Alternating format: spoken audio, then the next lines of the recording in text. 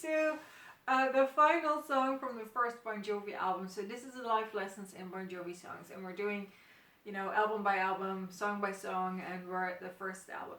So this series started, I think, you know, late last year somewhere. It was like, but it had a rough start. I kept dropping out of it, and but we're on a roll now, or I'm on a roll now, and I know, you know, what I want with this series, and I have my yoga attitude channel, so I made a decision about that too, what I want it to be, at least for now. It's called Yoga in Wartime, so obviously when the war is over, I will stop that.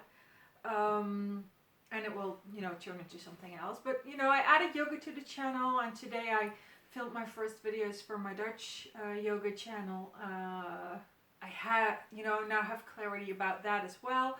So it was, you know, it had a rough start, but I figured a lot out along the way. And, you know, just keep the ball rolling now.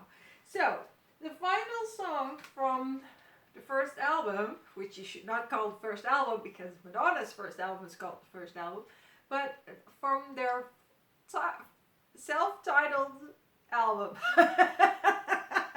which was their first, and the song is Get Ready, and it was actually a song that was used as not just to close this album, but to close the Slippery When Wet tour shows. So the shows from that tour often had Get Ready as the final song. So it's a very strong song, it's very upbeat, and one of the sources I use for this series is an article where like over 300 songs are ranked, and this one is actually in the top 100 together with Runaway. So Runaway and Get Ready are very close together. I think 93 and 94. I think Get Ready is even higher up than Runaway. We'll get there in a moment. But either way, it was ranked within the first, you know, the best top 100 Bon Jovi songs in this article. So that's pretty high up. There's a great live recording from Get Ready from 1984. And, you know, it's just such a great history of the tour. In 1984, they already had a Japanese tour. And so just imagine, you know, they had toured America, but to already go to Japan in 1984, that was like, you know, that was really, it was very important to them. You could, if you hear interviews from that time when they, you know, just came out, just came from Japan, or just within that first year of touring, 1984, if you hear the interviews, they almost always refer to Japan. And so there's a recording from Japan at a really big rock concert, and they played there, I think, 2 songs, and it was like, you know, tens of thousands of people. And so that's really amazing. And so I'll give that below. It's, I think, Get Ready and Runaway, if I'm not mistaken. So that's a really big one. And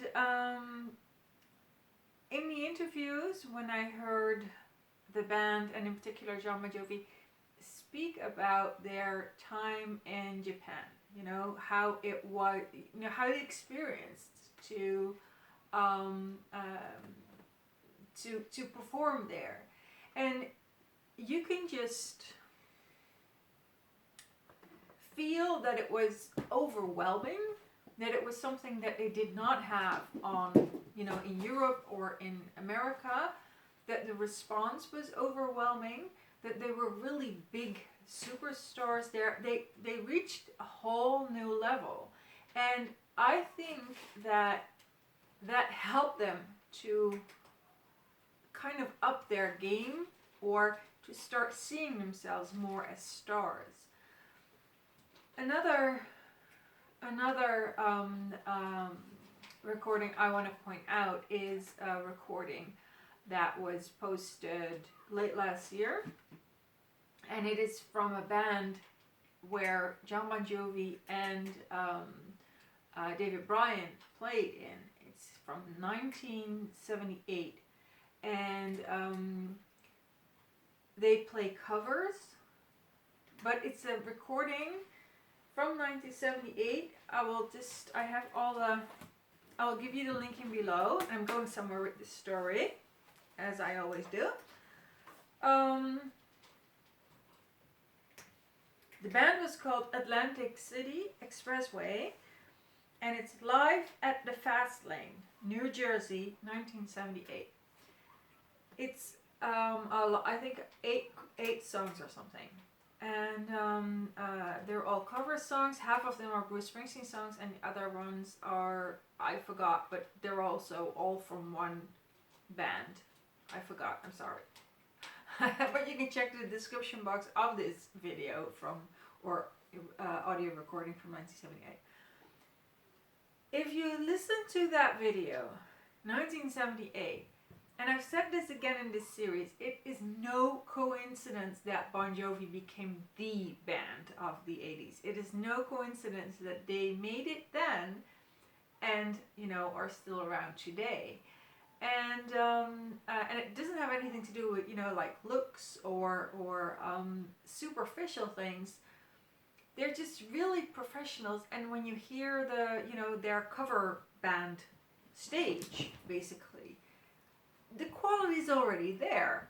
It's really amazing. You're like, this is 1978.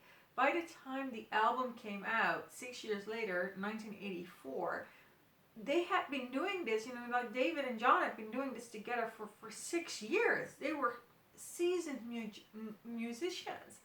So that's just so, it's just so amazing to think about that. That they, even though they were very young when this album was released, they had been doing it for 6 years, at least. So that's those two things I want to refer to with this song Get Ready.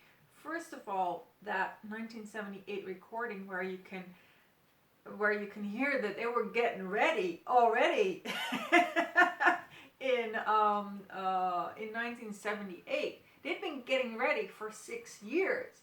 And the other recording I want to refer to is the Japan recording from 1984, which really, I think, brought out their inner superstar status. They felt what it was like to be that admired, to be put on a pedestal, and to be treated as, bona fide rock stars.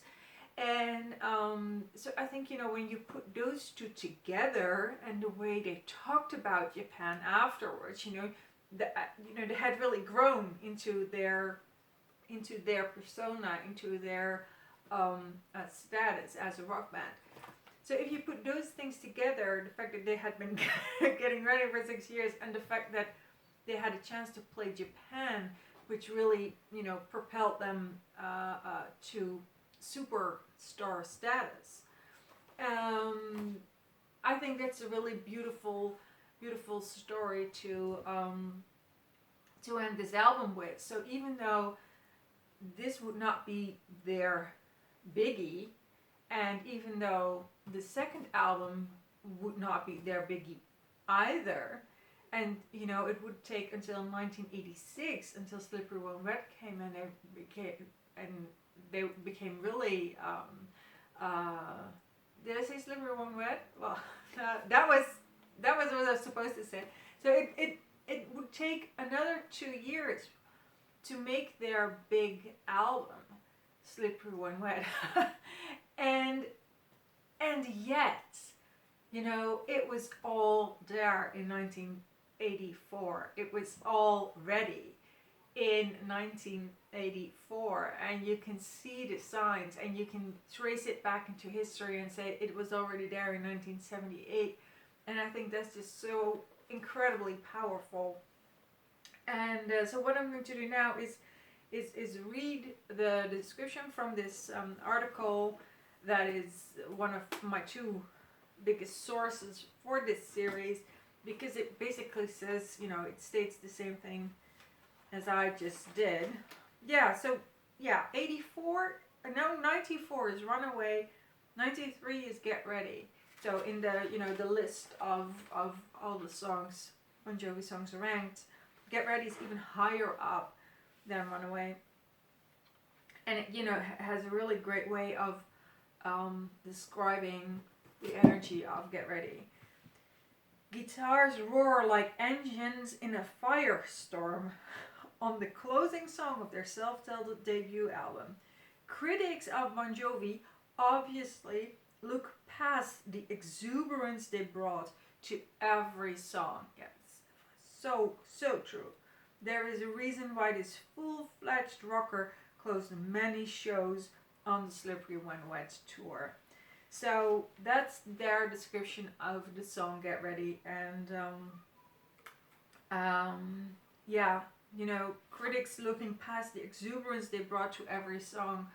I think that's really, in the 80s, I lived in the 80s, I was a fan in the 80s, and it was merciless. They were absolutely, even as a fan, I didn't really understand why I was a fan, because everybody was just so critical, and it was only, their beauty, and it was just hair metal, and well, when, you listen back, you're like, these are amazing songs, and this is a really great band. So, yeah, the critics definitely missed out on many of their really great qualities. And is there a life lesson very specifically? Well, keep doing what you're doing, keep believing in yourself, and get ready. You may be already doing a really good job, like John Bon Jovi and David were already doing a really great job in 1978, and it may take 6 years for your debut album after that. It may take 8 years for your big, worldwide breakthrough after that. So get ready, and when you are ready, be patient. Be patient, hold the course, and keep believing in yourself.